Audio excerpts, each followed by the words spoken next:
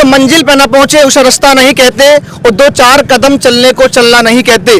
और एक हम हैं जो गैरों को भी कह देते हैं अपना, और एक तुम हो जो अपनों को भी अपना नहीं कहते। उंगलियां घी में सर कढ़ाई में, उन्हीं का हाथ है युवाओं की तबाही में। वो किसी का घर बिक गया, किसी की जमीन बिक गई, किसी की बिक गया मंगलसूत्र। वो किसी को घर बिक गया, किसी का मंगलसूत्र बिक गया, उन्हीं को नहीं पता कि क्या क्या लगता है पढ़ाई में। कुर्बान होती है अक्सर चमन के वास्ते, बुलबुलें कुर्बान होती हैं अक्सर चमन के वास्ते। क्या हुआ अगर मिट गए हम भी वतन के वास्ते। अगर जौहर यूनिवर्सिटी के जो विद्यार्थी हैं जिनके भविष्य के साथ में खिलवाड़ हो रहा है, उनसे बात करते हैं। भाई साहब, आपका नाम क्या है? मोहम्मद नईम। हाँ जी, कौन सी क्लास में पढ़ते हैं? बीए का स्टूडेंट हूँ मैं। अच्छा, तो ये जो शासनादेश आया है, जिस तरह से कहा जा रहा है कि जो अवैध रूप से यहाँ पे इमारतें बनी हुई हैं उसको तोड़ दिया जाएगा, तो आपको क्या लगता है?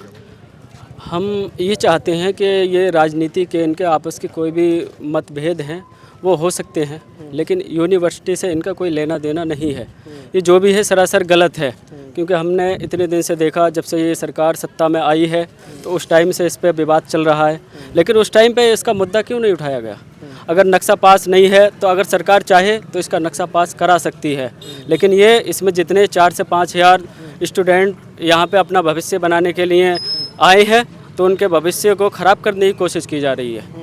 तो उन बच्चों का ध्यान न रखकर इसे तोड़ने की बात की जा रही है। इस समय जो है अच्छी हालत में है, उनमें बिल्डिंगों में कोई दिक्कत नहीं है। तो फिर नक्शा पास कराने का क्या मतलब रह जाता? मान लीजिए बिल्डिंग का जो काम है वो अपना पूरा कर रही है, बच्चों को पढ़ने के लिए जगह चाहिए वो दे रही है जगह, ठीक है जी। फिर अब एक कोना इधर को ज़्यादा बढ़ गया, जहाँ उधर को ज़्यादा बढ़ गया, जहाँ पीछे को बढ़ गया, जहाँ मुँह का दक्षिण को हो गया, पूर्व को हो गया, पश्चिम, उससे फ़र्क क्या पड़ता है? नक्शा पास कराने की ऐसी क्या जरूरत है सरकार को? उससे कोई फ़र्क नहीं पड़ता। जो आपस के इनके राजनीतिक मतभेद हैं उसमें उलझा के और यहाँ पे ध्यान भटकाना चाह रहे हैं कुछ ये अपने इलेक्शन की तैयारी में कुछ ना कुछ ये निकालते रहते हैं। लेकिन मैं ये पूछना चाहता हूँ कि इन्होंने कोई यूनिवर्सिटी यहाँ पे बनाई, बच्चों के भविष्य के लिए सोचा कि बच्चे क्या करेंगे? लेकिन इन्हें शिक्षा से दिक्कत है। मोदी जी क्या कहते हैं? जुमलेबाज हैं। उनके जितने भी जुमले देखना सारे जुमले ही होते हैं, वो करके नहीं दिखाते, सिर्फ बोलते हैं। अगर ज़मीनी स्तर पर देखा जाए तो उन्होंने कुछ नहीं किया इस चीज़ में। शिक्षा के क्षेत्र में कहीं भी आप दिखा दें कि हाँ यहाँ पे तरक्की की है, हिंदुस्तान को पीछे लेके गए हैं, शिक्षा के क्षेत्र में कुछ नहीं कर पाए अभी तक ये। मैं सिर्फ एक शेर और कहना चाहता हूँ कि बुलबुलें कुर्बान होती हैं अक्सर चमन के वास्ते, बुलबुलें कुर्बान होती हैं अक्सर चमन के वास्ते। क्या हुआ अगर मिट गए हम भी वतन के वास्ते। अगर है विद्यार्थियों के अंदर, स्टूडेंट्स के अंदर ये जज्बा है कि ये लड़ने और मरने का जज्बा है इनके अंदर, ये पीछे हटने वाले नहीं हैं। आप क्या कहोगे इस पे?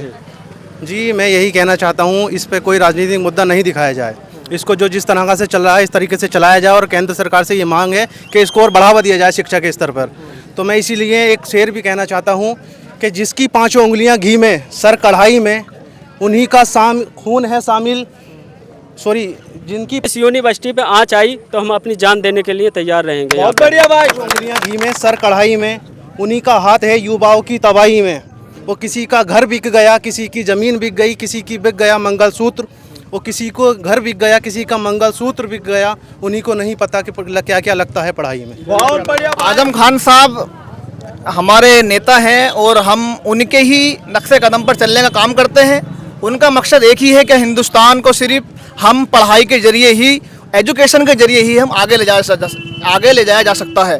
तो आजम खान साहब एक शेर कहते हैं, जो मंजिल पे ना पहुंचे उसे रास्ता नहीं कहते, और दो चार कदम चलने को चलना नहीं कहते।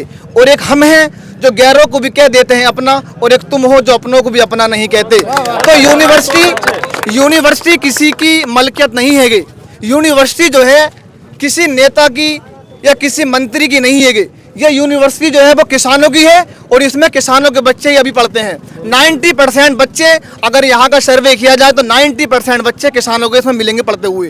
तो हम किसान हैं और हमारा पूरा ये इलाका है ये भी किसानों का है।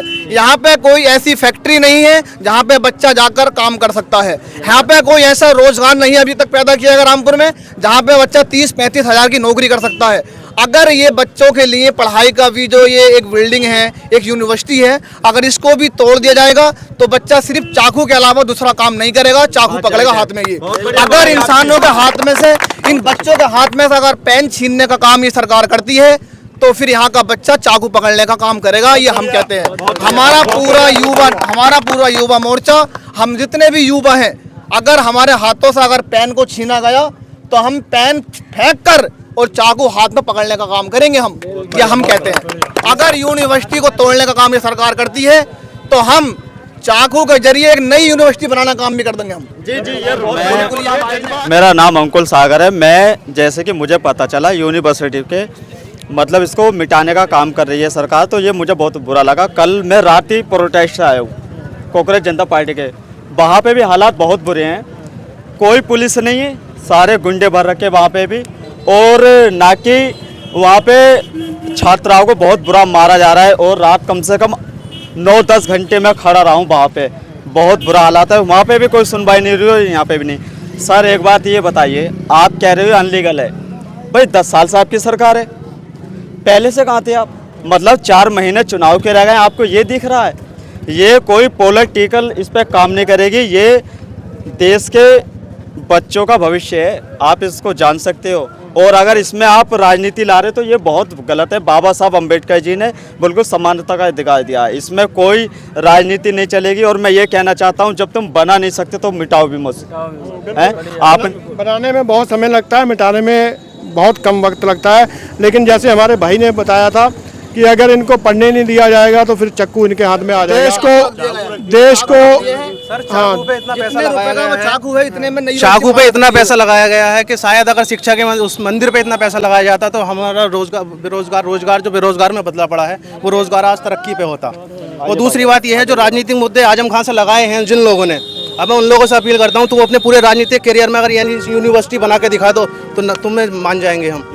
उनके बस की नहीं है, वो 5 क्लास तक यूनिवर्सिटी नहीं बना सकते, स्कूल नहीं बना सकते, उनके बस की नहीं है। वो सिर्फ राजनीतिक मुद्दा लाने हैं, उनको राजनीतिक सिखानी है बस। हिंदू मुस्लिम में बांटना है, राम मंदिर में बांटना है, गौ माता में बांटना है, सारी चीज़ों में बांट देना उनको इस तरह किसी चीज़ से कोई मतलब नहीं है। सर मैं ये कहना चाहता हूँ कि आज का जो युवा है वो इस चीज़ में फंसना नहीं चाहता। वो चाहता है कि हम एजुकेटेड हो जाएं, एजुकेटेड होने के बाद क्या है हम नौकरी करें और हमारी आने वाली नस्लें जो हैं वो भी तरक्की करें, हमारा हिंदुस्तान तरक्की करे। लेकिन ये लोग नहीं चाहते, ये देखना चाहते हैं कि ये लोग अनपढ़ रहें और हम जैसा कहें वैसा चलता रहे हमारा सिस्टम। तो ये सिस्टम की कमी है और ये सुनना चाहते नहीं। अभी देखा तुमने दिल्ली में जंतर मंतर पे जो धरना हो रहा है, क्या वो ऐसे ही हो रहा? वो अपनी मांग कर रहे हैं और उनकी मांग जायज़ है, लेकिन सरकार उस पर बात करना नहीं चाहती, लाठी चार्ज कर रही है। अगर बात करना चाहती, एक बंदे के चक्कर में उन्होंने 25 लाख बंदे थे कल प्रोटेस्ट में, तो उन पर लाठी चार्ज की, लेकिन एक बंदे का इस्तीफ़ा देने के लिए तैयार नहीं है। तो हम सरकार से मांग करते हैं कि छात्रों के साथ ये अन्याय नहीं किया जाए। लेकिन आप नौजवान हो, ठीक है, देश का भविष्य हो।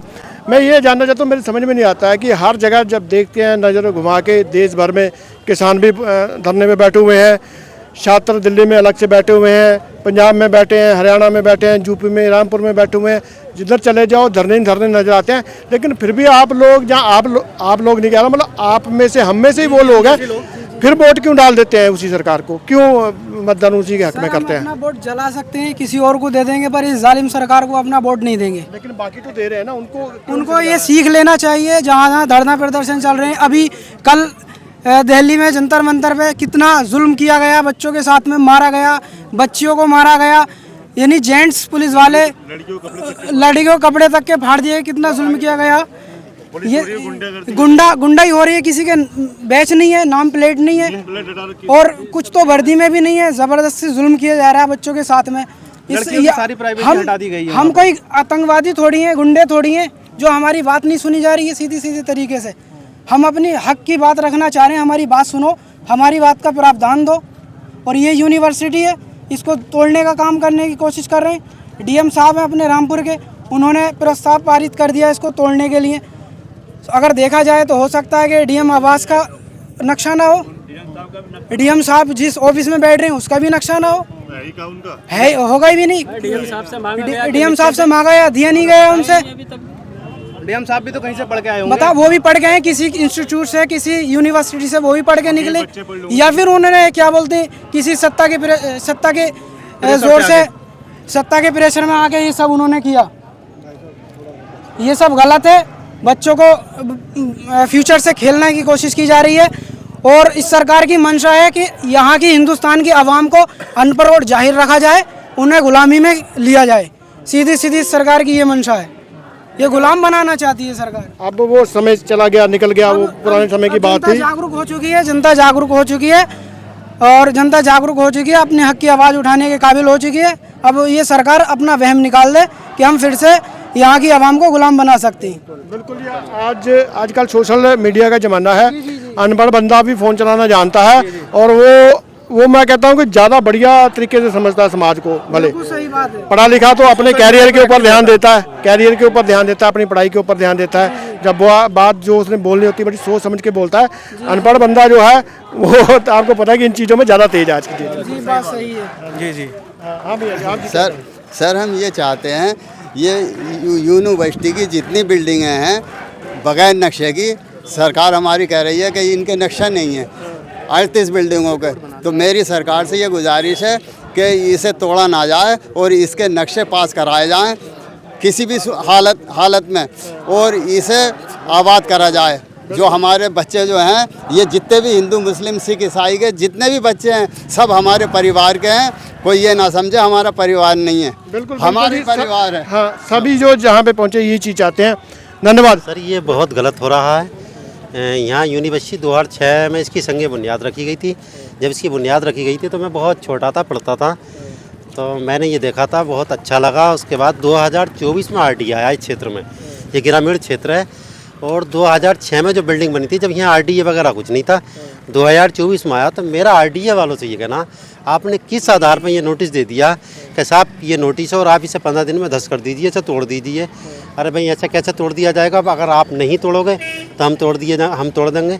अरे भाई, ये कोई मस्जिद नहीं है, कोई मदरसा नहीं है, कोई मंदिर नहीं है, कोई गुरुद्वारा नहीं है, ये शिक्षा का मंदिर है। इसमें सभी धर्मों के, सभी जातियों के लोग पढ़ते हैं। और एक इसमें इशू आता है मोहम्मद आज़म खां का। हमारी वैचारिकता है, हमारा आज़म खां से कभी भी विचार नहीं मिले और नहीं मिलेंगे। मगर अब आए शिक्षा के मंदिर पर, तो भाई इसमें बहुत गलत है। हम इसके सपोर्ट में खड़े हैं। अब नाम जोड़ा जाता है आज़म खां ने ये बनाई है। हाँ, आज़म खां ने इसका एक मुद्दा उठाया, इसमें एक चांसलर के रूप में बनकर आए। मगर ये जो यूनिवर्सिटी बनी है, इस क्षेत्र के, प्रदेश के, ज़िले के, इस प्रदेश के और देश के लोगों के पैसे से बनी है, चंदे से बनी गई थी। यहाँ SC BC OBC general caste, Hindu मुसलमान सिख ईसाई सारे लोगों ने चंदा दिया, चंदे के द्वारा बनाई गई, ना कि आज़म खान ने किसी धन्ना सेठ, किसी पूंजीपतियों के द्वारा बनवाई गई, ना इसमें सरकार का पैसा लगा। मेरा अनुरोध ये, मैं सरकार से ये अपील करना चाहता हूँ कि ये जो नोटिस दिया है, इस नोटिस को वापस लिया जाए और सरकार इन RDA के जो अधिकारी हैं, इन पर कड़ी से कड़ी कार्रवाई करी जाए, क्योंकि इन्होंने किस आधार पर एक शिक्षा के मंदिर को तोड़ने के लिए एक आदेश दिया गया। हाँ, अगर इसके अंदर कोई कमी है तो एक नोटिस दिया जाए, भाई इसमें कोई कमियां हैं, इसे सुधारो और हम भी आपके साथ हैं।